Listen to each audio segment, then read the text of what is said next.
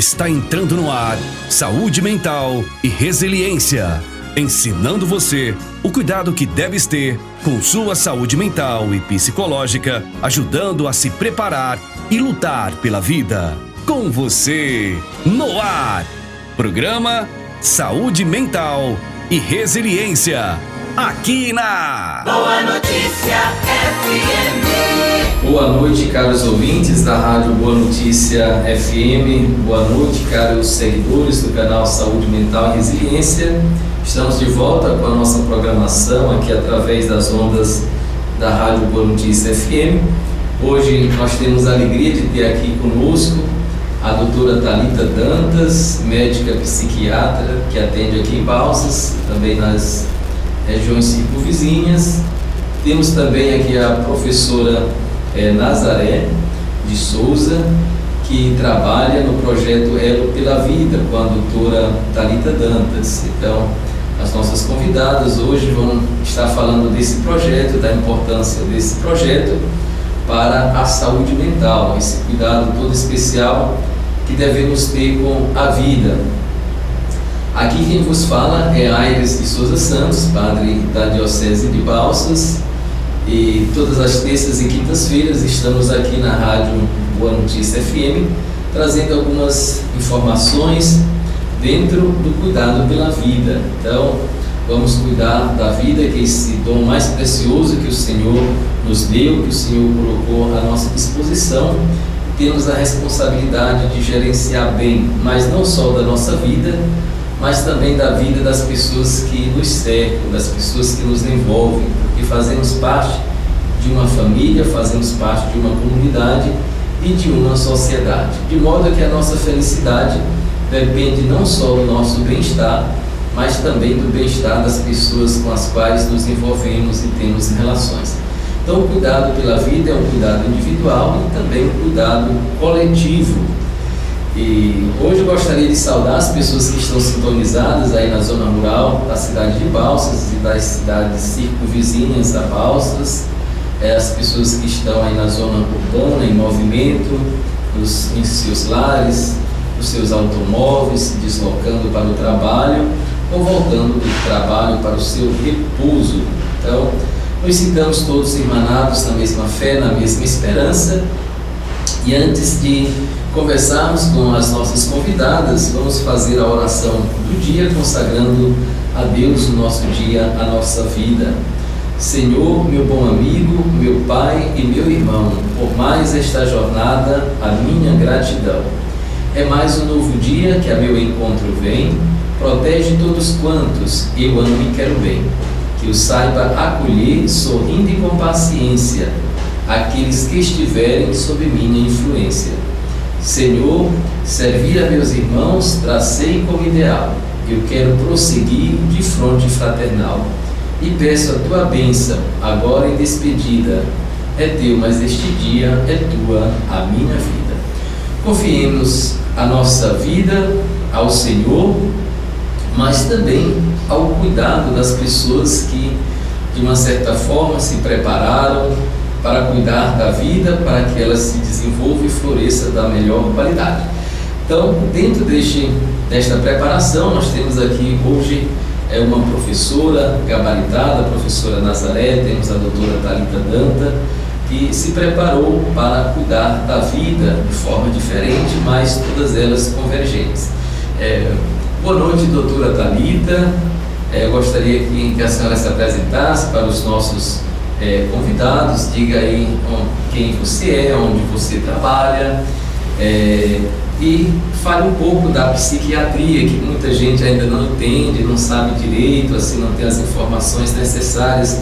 Muitas pessoas acham que devem procurar o psiquiatra só quando está com problema.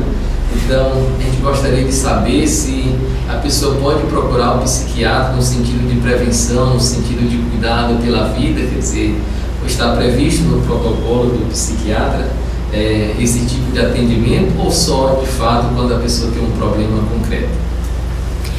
Boa noite, Padre Aires. É um prazer estar aqui na Rádio Boa Notícia. Eu sou Thalita Dantas, eu sou psiquiatra. Eu atuo aqui na região já há algum tempo, desde 2017, quando eu terminei a residência em psiquiatria, que eu fiz em Brasília. Eu atuo aqui em Balsas, no CAPS, e também numa clínica particular, né, na Mater Clínica. E estou aqui na região atendendo as pessoas que necessitam desse tipo de atendimento na psiquiatria, né, como você sugeriu assim, a dúvida. O psiquiatra tem muitos estigmas, né, sobre a questão da psiquiatria, da saúde mental de modo geral, e muitos preconceitos também. Então, muitas pessoas acham que não devem procurar o psiquiatra, que vão ser que vão ser marginalizadas, vão ser julgadas pela sociedade, que psiquiatra é coisa de doido, né? Esse é o termo que as pessoas costumam usar. No entanto, não. A psiquiatria é uma área da medicina, uma área bem complexa, porque para você cuidar da mente humana, você precisa saber mais do que medicina, porque a mente humana ela envolve vários fatores psicossociais, fatores relacionados ao relacionamento da pessoa com a sua família, no seu trabalho, na sociedade, a questão das instituições de modo geral. Então, eu tinha um professor que costumava falar que a psiquiatria não é uma parte da medicina, que a medicina é uma parte da psiquiatria, não é? Então, e também ressaltar que a gente não trabalha sozinha, a gente precisa de todo o apoio de outros profissionais, e falando de saúde mental, a gente precisa da comunidade de modo geral, né? Porque, principalmente no sentido de prevenção. Então, a psiquiatria também faz prevenção, não só atendimento. A gente precisa cuidar para não adoecer. E isso é uma proposta desse projeto Duelo pela Vida, né? Atuar na prevenção em saúde mental, através principalmente da informação. Muito obrigado, doutora, por essa introdução. E agora vamos falar aqui com a professora Nazaré, que tem a sua experiência de consultório na sala de aula, né? Então, a professora ou professor na sala de aula precisa entender também de muitas coisas, entre elas do relacionamento humano, entender também de psicologia, de pedagogia, para ali na sala de aula já observar, ter um olhar clínico e saber conduzir, encaminhar alguns alunos quando percebem que algo não está dentro do padrão de normalidade, para que essa pessoa possa, quanto antes, assim, também estar cuidando da sua própria vida.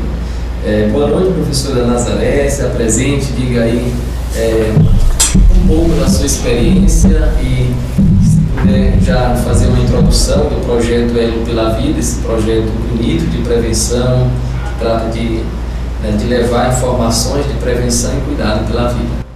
Boa noite, Padre Aires, boa noite a todos que nos escutam nesse momento. Eu sou Nazaré Souza, sou professora aposentada e, como disse mesmo o Padre Aires, numa sala de aula a diversidade é muito grande, porque são muitos os comportamentos.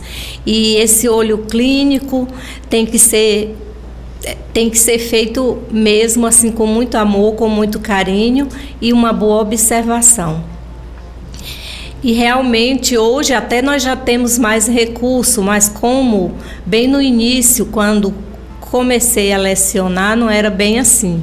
Hoje nós já temos nas escolas recursos, temos as salas de autoajuda e se tornou um pouco mais fácil, mas bem no início não era assim não. O professor tinha que fazer todo esse trabalho de enfermeiro, trabalho de psicólogo, que fazer mesmo assim pela necessidade, não pelo conhecimento, mas que a gente levava assim e ia vendo de acordo com a necessidade. Antes a gente não tinha nem para onde encaminhar. Hoje, graças a Deus, tem melhorado bastante a questão da saúde e a gente já pode contar com esses recursos. Mas hoje eu vou falar duelo, que é um projeto muito bonito, um projeto que ele é bem novinho, um projeto que tem 3 anos. Ele foi formado pelas psicólogas Iona Paula e Jéssica Tuani. Ele nasceu em 2019 e logo veio a pandemia, mas nós não paramos. Mesmo no meio da pandemia, nós nos encontrávamos de forma online, a gente deu continuidade ao projeto.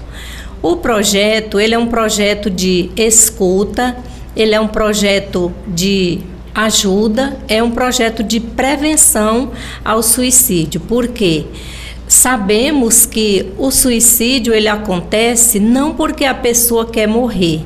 A pessoa não quer morrer, a pessoa quer tirar a dor. Então, o projeto Elo pela Vida, ele é um projeto de escuta, é um projeto que faz ações nas escolas. Nós temos feito ações em faculdade, já fizemos na Unibalsa, na Praça da Matriz, no Parque Centenário, onde tem um número maior de pessoas, a gente está por lá fazendo essas ações. É muito gratificante, como me lembra muito uma frase de um psicanalista que diz assim: conheça todas as teorias, domine todas as técnicas, mas ao encontrar uma alma humana, seja apenas outra alma humana. É Jung que diz isso. Então, é esse trabalho que nós já fazemos em sala de aula, porque ali nós trabalhamos com o humano, e esse humano precisa de atenção, precisa de cuidado, precisa de amor e precisa de carinho. Muito obrigado, professora Nazaré, pela sua explanação. E o que podemos dizer é que o ser humano é integrado, né? Nós, infelizmente, não podemos atender todas as necessidades enquanto profissionais, mas é muito importante essa interação, essa rede de relação, em que a gente, na medida das nossas limitações, pode estar precisando um do outro, encaminhando a pessoa de acordo com a sua especialidade. Quando pensamos no ser humano como um todo, nós pensamos no ser humano como parte física e como parte mental. E quando pensamos entre os profissionais que cuidam da parte física, né, tem a medicina, tem vários outros profissionais e tem o psiquiatra. O psiquiatra faz essa intersecção assim, entre o físico e o psíquico, né, podemos dizer assim. Um texto de Rubem Alves, né, que ele escreveu uma vez, deve estar aí disponível na internet, ele fala das dores físicas e das dores da alma, né, da mente humana. E ele disse o seguinte: olha, as dores da alma, do espírito, elas se curam com palavras, né, com orientações, com comportamentos orientativos. Aí vem as terapias ocupacionais que vão incidir no modo de vida da pessoa, onde ela pode extrair algo melhor para a sua vida. Agora tem as dores físicas e as dores mentais também, que não se tratam com palavras apenas, né? As palavras ajudam, mas não resolve o problema. Então a gente tem que ter essa consciência que não basta uma oração, não basta uma palavra de orientação, então não basta um conselho, é preciso buscar um profissional, precisa às vezes buscar um medicamento. E sabemos que os medicamentos também não são perfeitos na sua composição, cada pessoa reage de modo diferente a cada remédio, então é preciso um acompanhamento bem sistemático para que a pessoa que esteja sendo medicada seja bem observada sobre as reações do medicamento, que possa levar essas observações ao profissional que está acompanhando, para que ele possa, de acordo com a situação, aumentar ou diminuir a dosagem. E o que observamos, doutora Thalita, é que às vezes as pessoas que são responsáveis por acompanhar as pessoas que são medicadas ou que recebem alguns medicamentos, às vezes nem a pessoa e nem a família ela tem essa capacidade assim de fazer essa observação sistemática dos efeitos dos medicamentos. Aqui eu falo não só em relação à psiquiatria, mas em relação a outros medicamentos. Quer dizer, às vezes a gente não se observa, né, como deveria se observar para levar estas observações ao profissional. E às vezes acabamos dizendo que a culpa é do profissional, porque o profissional ele não tem uma bola de cristal, ele não sabe, né? Ele aprendeu técnicas, procedimentos científicos e precisa, acima de tudo, da observação, né, da experiência para poder seguir com os protocolos de cuidado. Então, o que a senhora aconselha ou orienta nesse sentido, baseado na sua experiência? O que você me diz? O que mais acontece nessa relação da medicação? Né? As pessoas, por exemplo, que tá sofrendo de esquizofrenia, né? Por exemplo, ou de um transtorno bipolar, aí que precisa de uma medicação. E quais os cuidados que a família pode ter nesse sentido e a própria pessoa que está sendo medicada, o que é importante ela se observar, né? Então, falando um pouco sobre a questão da medicação, como o padre citou, a importância do acompanhamento, né? Acompanhamento com o profissional, porque o profissional ele vai avaliar aquela situação e identificar qual medicamento é mais adequado para aquele indivíduo. Para essa tomada de decisão, a gente avalia vários fatores, né? Além da doença em si, porque às vezes um tipo de doença ele pode ser tratada com vários tipos de medicamento. E você vai avaliar individualmente aquele paciente para saber qual medicamento vai se adequar mais a ele. Isso faz com que a pessoa tente evitar a automedicação. Muitas vezes a pessoa vê que aquele medicamento fez bem para o vizinho, para o irmão ou para algum outro parente e toma aquele medicamento, mas para ele não vai ser ideal. Muitas vezes os medicamentos psicotrópicos, que são os medicamentos que a gente chama popularmente como controlado, eles também vêm acompanhados de efeitos colaterais. Muitos efeitos colaterais, eles são a curto prazo, outros são mais a longo prazo. Daí a importância do acompanhamento médico para ele identificar se aquilo que o paciente está se queixando é um efeito colateral ou se é talvez até um sintoma da própria doença.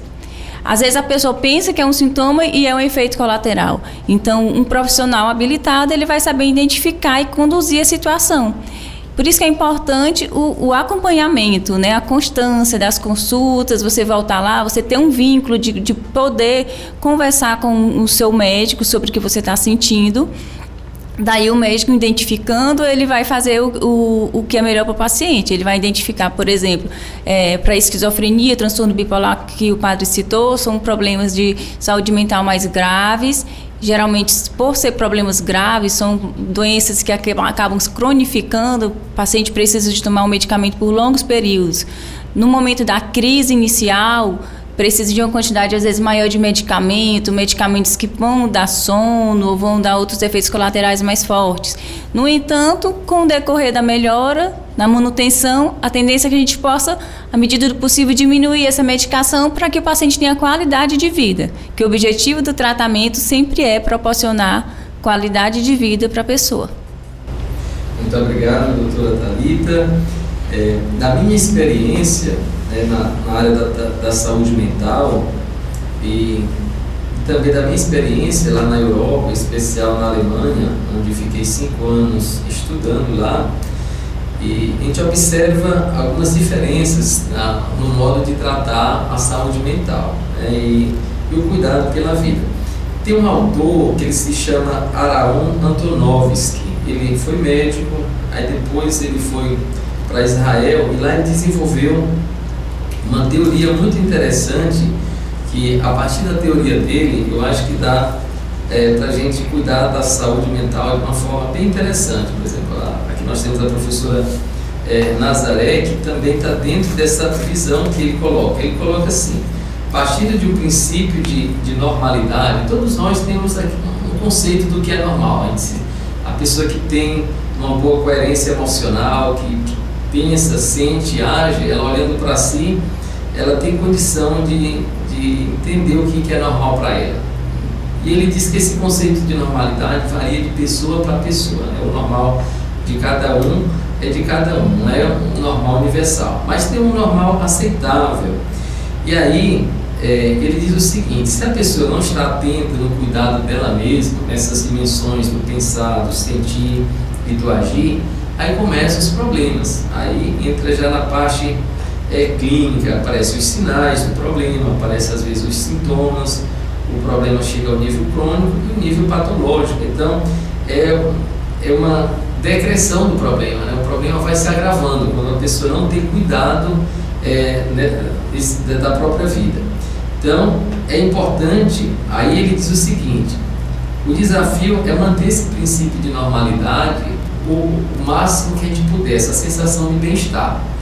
E aí, onde entra, digamos, o trabalho da educação, né? O trabalho de prevenção, tanto na área educacional, o trabalho de conhecer a si mesmo, né? Que já é um trabalho de prevenção. Quando a pessoa se conhece, ela vai gerenciar melhor a sua vida, vai significar melhor as suas ações. Então, esse trabalho de educação, de orientação pedagógica, no cuidado de si mesmo, ele é muito importante para que a pessoa prolongue essa sensação de bem-estar o máximo possível, e assim conduza melhor a sua vida. Aí vem aqui, digamos, uma observação e também uma pergunta, a gente podia estar conversando. A gente observa que hoje no Brasil, de um modo geral, nós temos clínicas de reabilitação, né? As clínicas de reabilitação dentro dessa visão pouco patológica, né? Dos sinais, dos sintomas, nível crônico e o nível patológico do problema. Então nós precisamos de clínicas, de espaços de cuidado, de reabilitação.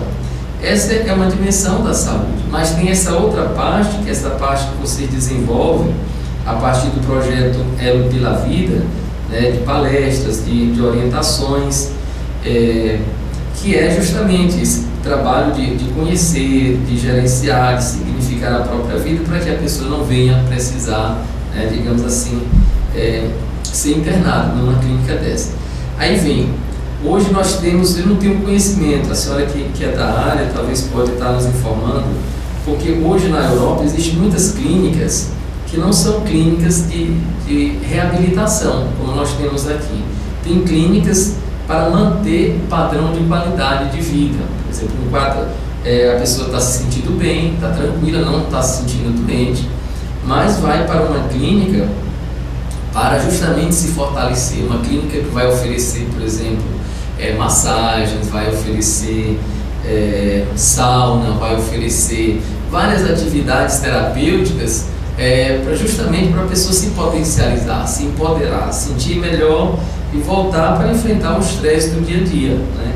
Então você acha que aqui no Brasil tem esse tipo de trabalho, ou você acha que esse tipo de trabalho é importante? Como você vê essa situação? Essas clínicas, né, pelo que o padre falou, elas estão desenvolvendo ações preventivas, não é? E é isso que é a proposta do Elo pela Vida. Prevenir através de orientações, principalmente de autocuidado, e também do que é o adoecimento, dos sintomas, e para prevenir e evitar o adoecimento e evitar o desfecho menos desejado, que é o suicídio, né? Então, assim, essas clínicas que foram citadas, elas proporcionam, né, espaços, né, de massagem, então espaços eu imagino de autoconhecimento, talvez de meditação, e que são propostas de autocuidado, né? Através do autocuidado, através da pessoa também precisar de um tempo para si, um tempo sem só obrigações, um tempo para esparecer, para relaxar. Isso é muito positivo para a saúde mental, porque a sociedade de hoje, nós estamos vivendo em um mundo em aceleração. O mundo está muito acelerado e nós precisamos recuar um pouco, cuidar da saúde mental, precisamos focar no autoconhecimento e assim, focando no autoconhecimento, não só reprimindo os nossos sentimentos. Muitas vezes a gente não consegue nem perceber o que a gente sente, a gente vai só colocando, como se diz, debaixo do tapete, né? E isso faz com que a gente nem perceba o que a gente está sentindo. E você não perceber o que você está pensando, o que você está sentindo, isso acaba vindo no corpo através de sintoma. Por isso, hoje em dia, é muito comum as doenças de somatização. As pessoas sentem no corpo, mas, na verdade, o problema é na mente. Não é? Aí vem através de dor de cabeça, através de dores no corpo, problemas gastrointestinais, diarreia, dor de estômago. Então, muitas vezes o paciente está no consultório do postinho de saúde, está no consultório de um dermatologista, está no consultório de outros médicos, mas ali, às vezes, os colegas já conseguem identificar que aquela doença ela tem um fundo psíquico. E eu digo não só na questão do consultório, também como a gente sabe que a saúde mental não se trata só de medicina, né? A gente às vezes percebe numa sala de aula, não é, professora? Às vezes um aluno que está com problema de comportamento. Ali, às vezes, aquele comportamento agitado, aquele comportamento opositor, é só a ponta do iceberg. Talvez a situação social na sua casa, situação familiar, não está bem. Porque parece que quando desengrena uma peça, todo o sistema acaba sendo prejudicado. Então, pensando na saúde da mulher, às vezes, se a mãe não está bem, ela acaba, às vezes, sendo agressiva com aquele filho. Às vezes, ela acaba sendo irritada com aquele filho. E o filho vai ter aquele comportamento na escola. E, muitas vezes, um professor, um funcionário da escola atento, observador em relação à saúde mental, consciente e sensível a isso, ele vai perceber. E precisa entender que, às vezes, aquilo ali é só uma ponta do iceberg. É verdade, muito obrigado, doutora. Professora Nazaré, hoje a doutora Thalita colocou aí um tema muito interessante, esse tema do estresse, da aceleração. Hoje nós estamos conectados em tantas coisas, queremos saber sentimos a necessidade de estar consumindo informações, sejam boas ou ruins. Isso torna a pessoa muito acelerada, muito ansiosa, né? E nós temos uma dimensão subjetiva, um tempo subjetivo e um tempo assim cronológico. No tempo subjetivo, a gente precisa trabalhar as nossas emoções, os nossos sentimentos, e isso varia muito de pessoa. É um tempo mais lento, né? De a gente sofrer pela perda de alguém, sofrer pela separação, sofrer por conta de um acidente, quer dizer, isso demora, né, na nossa subjetividade. Mas nós estamos num tempo que a gente tem que acelerar tudo, né? Até o sofrimento a gente não pode estar sofrendo muito, né? Então, como você como professora que vive num ambiente de sala de aula, hoje já está aposentada, mas que vivenciou essa passagem, né, do período de sala de aula onde às vezes não tinha nenhum um ventilador, né, era quente, muitos alunos. Hoje, graças a Deus, as nossas aulas estão melhores, os ambientes são mais confortáveis, mas mesmo assim, apesar de tanto conforto, a gente percebe a maior aceleração dos alunos, né? E a sala de aula é um lugar de convivência, de socialização, como também a casa, né? A doutora colocou um aspecto interessante que eu gostaria de comentar, da família. A gente percebe que às vezes o espaço familiar, onde gera muitos conflitos, irritações, estresse, às vezes a gente se preocupa com a casa enquanto espaço físico, ter uma casa bonita, bem confortável, mas as relações dessa casa, às vezes a gente não se preocupa, né? Às vezes acaba sendo a casa um lugar de passagem, as pessoas vão aí, comem, tomam seu café, bebem, dormem, às vezes não se cumprimentam, às vezes não tem nenhum momento de tomar as refeições juntas, né? Olhar uma no rosto da outra, enfim, é um lugar de passagem. E como é que a senhora percebe esse estresse, né? A minha pergunta é essa: como a gente poderia, com medidas assim educativas, orientativas, como professora, com essa experiência especial para as nossas crianças, porque quando a gente fala da violência em relação às mulheres, nós percebemos em comportamentos que são internalizados, tanto pelos homens quanto pelas mulheres, né? E esses comportamentos são internalizados a partir do processo de educação, onde a escola tem uma parcela muito grande de contribuição nesse sentido.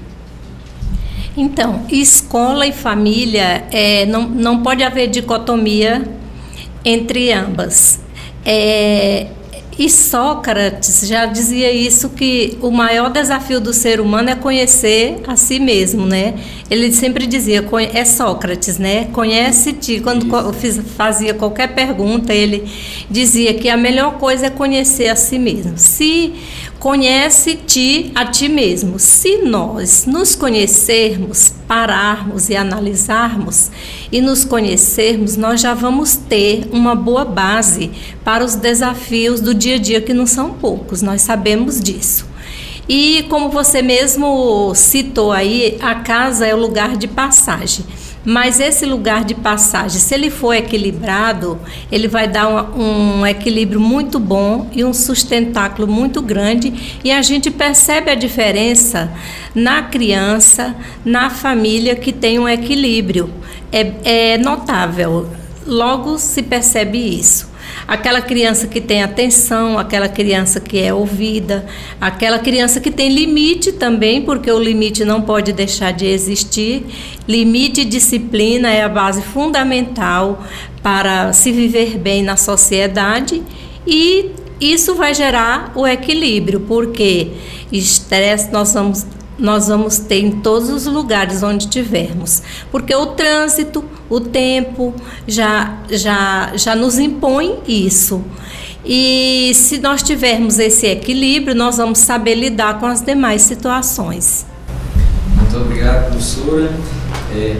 Ontem nós comemoramos o Dia Internacional da Mulher, e percebemos que ainda precisamos de muitas políticas, de leis para melhorar a situação da mulher na sociedade e também melhorar o nosso relacionamento, né, com as mulheres. E o Maranhão é um dos estados assim, que se destaca pela violência, pela agressão aos direitos das mulheres, né, e nós estamos saindo aí de uma pandemia onde muitas pessoas ficaram em casa, né, o marido, a esposa, os filhos, e o que se tem, o que se sabe, as pesquisas estão aí apontando que surgem muitas violências, em especial contra a mulher. Se a gente procura aí a Patrulha Maria da Penha, as delegacias de polícia, nós vamos perceber que aumentou o número de denúncias em relação a essas mulheres agredidas, né, pelos homens, justamente por essa falta de convivência no espaço doméstico, no espaço do lar, né? Então, nessa perspectiva, assim, doutora Thalita, quais as sequelas, as doenças que a gente pode estar identificando a partir dessa pandemia, né? O que você, na sua experiência de consultório, quais os problemas que mais apareceram nesse período? E como a gente pode estar fazendo assim, em termos de prevenção, a partir do momento que a gente tem esse momento de recolhimento, né, de ficar mais juntos, né, e como a gente pode estar se prevenindo nesse sentido, para estar evitando esses conflitos? Então, assim, falando um pouco assim, sobre a saúde mental da mulher, eu sempre falo, às vezes eu conversando com alguma paciente no consultório, mulher, eu converso com elas que às vezes a mulher tem mais chance de adoecer mentalmente do que os homens, né? As pesquisas mostram que cerca de 1 em cada 5 mulheres pode apresentar um transtorno mental comum, que são essas doenças mentais mais leves a moderadas, como depressão e ansiedade. 1 em cada 5, então é muito, né? Mas a gente percebe que em relação à saúde mental, os gêneros são impactados de forma diferente. E essas pesquisas confirmam isso. Confirma o quê? Que as mulheres têm podem ter 2 vezes mais depressão do que os homens, as mulheres tentam mais suicídio do que os homens, as mulheres podem apresentar mais comportamentos de automutilação do que os homens. E por que as mulheres tendem a adoecer mais mentalmente do que os homens, não é? Na maioria das doenças mentais, talvez não todas. E são diversos fatores que estão atribuídos a essa diferença do adoecimento em relação aos gêneros, tanto os fatores biológicos como os fatores psicossociais. Analisando sobre a questão dos fatores biológicos, a gente vê principalmente a questão hormonal, não é? Então, eu acho fantástico ser mulher, porque apesar de ter essas questões de poder adoecer mais, de ter essas questões hormonais, nós podemos gerar vida, nós temos muitas qualidades em relação ao homem. É fantástico ser homem também, mas eu acho maravilhoso ser mulher, não é, Nazaré? Eu acho ótimo, maravilhoso. Acho que Deus investiu mais na mulher do que no homem. Por isso que nós somos tão complexas e abençoadas. No entanto, às vezes, apesar de ser dito como o sexo frágil, né, a mulher é dita como sexo frágil, as mulheres, elas às vezes acabam sendo mais sobrecarregadas. Porque, além da sobrecarga do trabalho, porque ganhando os direitos, a mulher entra no mercado de trabalho. Então, mas, no entanto, soma aquele mercado de trabalho, aquele trabalho fora, também o trabalho em casa. E, principalmente, aquela responsabilidade, porque, além de fazer mais as tarefas domésticas do que os homens, é o que a gente vê na prática, né? Não tem como negar. Não significa dizer que homens não ajudam. Hoje em dia, eu acho que tem mais consciência do que antes, né? Os pais estão ajudando mais, fazendo mais o seu papel do que antes. No entanto, apesar disso, né, a gente ainda observa que as mulheres acabam se sobrecarregando mais na maioria dos lares. E então, soma aquela sobrecarga do trabalho, soma a sobrecarga doméstica, dos cuidados com o filho, pressões sociais de cuidado com o corpo, de ter que fazer várias coisas ao mesmo tempo. Chega um momento em que a mulher ela pode adoecer, ela pode ficar esgotada. Talvez essa é uma das principais razões. E, além disso, sobre a violência, as mulheres são muito vítimas de violência, não é? As mulheres são muito vítimas de violência psicológica, violência sexual, violência física, um tipo de violência que acaba se repetir nas famílias. Às vezes, aquela mulher ela pode também ter um comportamento violento com o filho, porque o ciclo da violência ele vai se repetindo, não é? Eu acho que, somando a questão de todo o problema da pandemia, eu acredito também que as mulheres, elas também estão, de certa forma, usando aquela palavra, né, que é muito usada hoje, se empoderando e também denunciando mais. Talvez por isso tem mais denúncia, né? Talvez as mulheres estão conhecendo mais seus direitos, estão conhecendo que não precisa ser assim, e talvez por isso elas estão denunciando mais. Então, assim, são vários fatores que fazem as mulheres acabarem adoecendo mais. Outra questão do próprio trabalho, né? A gente falou que as mulheres ganharam muitos direitos. No entanto, o que observa hoje é que as mulheres, elas acabam tendo trabalhos inferiores em relação aos homens, acabam ganhando menos em relação aos homens. Tem a própria questão da informalidade, não é? Então, imagine, a mulher ela vai ter que... Ela tem seu próprio negócio, muitas vezes informal, e ela vai ter que ser ela que faz o seu artesanato, ela que gerencia, não é? Ela que faz a divulgação. De vez em quando a gente vê alguns vídeos engraçados nas redes sociais da mulher mostrando que cadê a gerente da loja? Aí mostra a foto dela. Cadê a marketing? Cadê a vendedora? Cadê a produtora? E é sempre aquela mesma pessoa.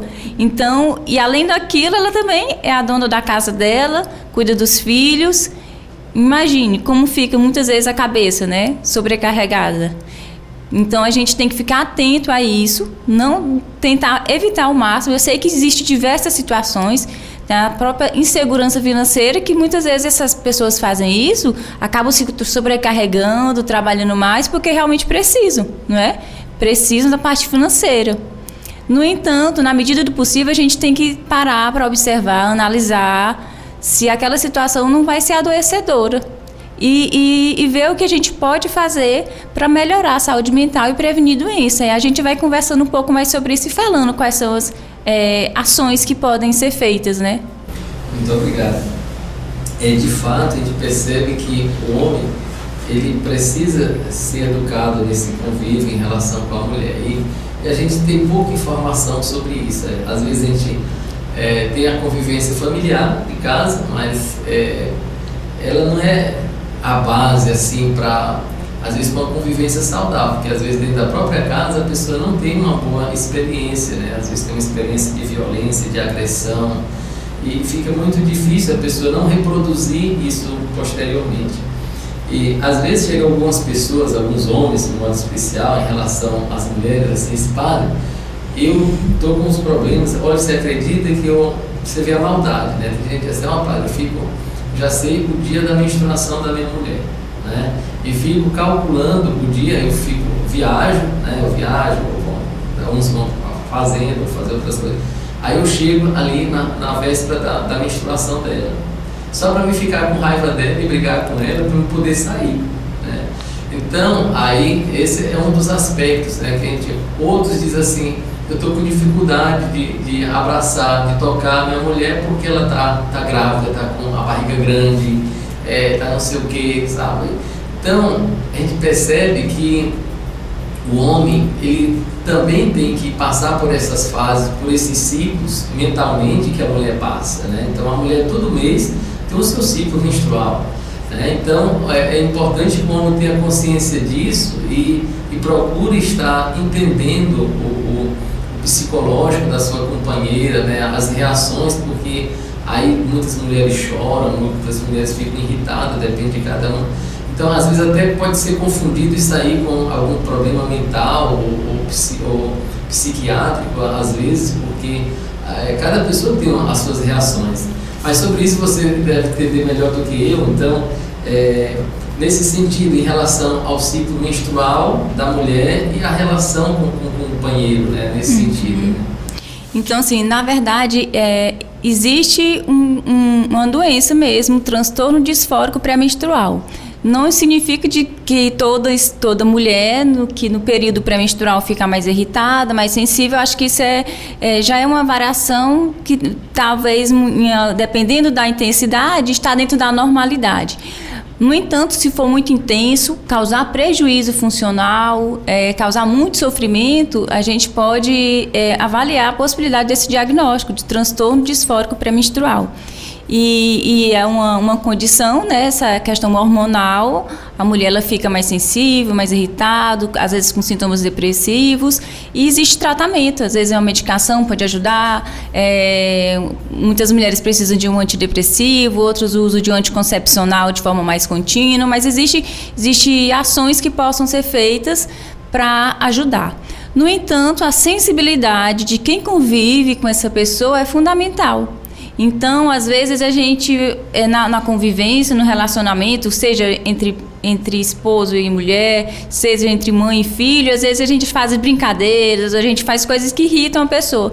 E se você sabe que a pessoa está num momento que não está legal, será que não seria melhor evitar? Não é? Então, acho que a pessoa também tem que ter a empatia de se colocar no lugar dessa mulher e ver o que deve ou não fazer nesse período, não é? Fora a questão do climatério, tem a própria questão da gravidez, a própria questão do resguardo, né? Existem várias crenças populares, existem várias coisas, né, que na nossa região que a gente faz em relação à mulher, um cuidado. Eu acho tão legal, assim, tem muitos ritos que as famílias fazem para proteger a mulher no resguardo. Porque nesse período a mulher realmente fica muito sensível. E além disso, o próprio climatério. Eu acho que talvez um período dessas variações hormonais que afetam muito o psicológico da mulher e que muitas vezes ela é negligenciado pela sociedade de modo geral, até pelos médicos, e são as alterações do climatério. As mulheres que estão nesse período do climatério, elas passam por muitas condições psicológicas, condições de autoestima, né? Você vê, né, o seu corpo, né, tá envelhecendo, a sua libido não é a mesma, a sua lubrificação, a atividade sexual, fora as questões emocionais, são muitas coisas que acontecem com essa mulher nesse período. E muitas vezes são negligenciadas, e às vezes nem ela mesma consegue validar o que sente, por não ter conhecimento sobre isso, não é? Justamente, muito obrigado. Então, nesse caso aí, então, olha, gente, você que está ouvindo aí, você homem, você mulher, procure conviver melhor com a sua companheira, e diante de situações assim, procure um profissional qualificado. O padre, como tal, não é especialista dessa área, então ele não vai ajudar a resolver. Se ele tem uma formação psicológica, né, e sensível, ele vai estar indicando a pessoa para um profissional competente. O que você me diz, professora Nazaré? Então, eu escutando aqui a fala da doutora Thalita, eu queria assim enfatizar o que ela disse assim, com o cuidado com o resguardo, que é tão importante, porque nesse período a mulher fica mais sensível. Mulher grávida já é mais sensível. Quando ganha o bebê, hoje existe até as depressões pós-parto e tudo, não é? Então, eu me lembrei aqui do cuidado das nossas avós, do cuidado das nossas mães, até o aroma da alfazema, que elas faziam que deixa um cheirinho tão bom no quarto. Quem não gosta de um cheirinho como esse? Então, a alfazema, que dá aquele perfume, ali é tranquilidade também para a mente, porque todo ambiente que tem um cheirinho bom, que tem uma musiquinha calma, deixa a pessoa mais calma. E uma mente calma, ela equilibra o corpo. A mente é o equilíbrio do corpo. E eu quero aqui enfatizar também uma fala que eu ouvi ontem, assistindo uma sessão na Câmara, que eu achei tão bonita, já que aqui já estamos falando de homem, para contemplar o Dia da Mulher, o mês da mulher, na verdade, que o mês de março todo dia deveria ser dedicado, deve ser dedicado à mulher, mas o mês de março, então, e eu escutei, ontem foi homenagem às mulheres nota 10. Todos os vereadores tinham direito de escolher 3 mulheres, e eles diziam assim, se eu pudesse escolher 1000, eu achava bom, mas como a norma é 3, eu escolhi 3. E eu achei muito bonita a frase de um vereador quando ele diz assim: nós precisamos ser mais homens e menos macho. E essa frase eu achei muito importante, pode até ser uma frase assim, grotesca, mas é uma frase que diz muita coisa, precisa ser analisada. O homem precisa ser homem e não macho. Dividir os trabalhos de casa, porque hoje a mulher trabalha fora. Antes o homem não precisava fazer tanta coisa em casa, o serviço da mulher, porque a mulher não trabalhava fora. Então, mesmo assim, ainda pode ajudar, não tem problema. E nós, como mãe, devemos ensinar também nossos filhos a arrumar a cama, nem que ele arrume mal arrumada, porque isso já vai mudando a cultura. E, com certeza, essas crianças que hoje já fazem esse pequeno trabalho vão ser homens bons, vão ser bons pais, vão ser bons esposos, porque até tem um ditado que também é do tempo das nossas avós, do tempo da nossa mãe, das nossas avós, que um bom filho é um bom esposo, e eu acredito muito nessa hipótese. Muito obrigado, isso é verdade, professora. Quando cuidamos dessa orientação na infância, ela é muito importante, vamos colher os frutos posteriormente. É isso aí, caro ouvinte, nós estamos chegando ao final aqui do nosso programa.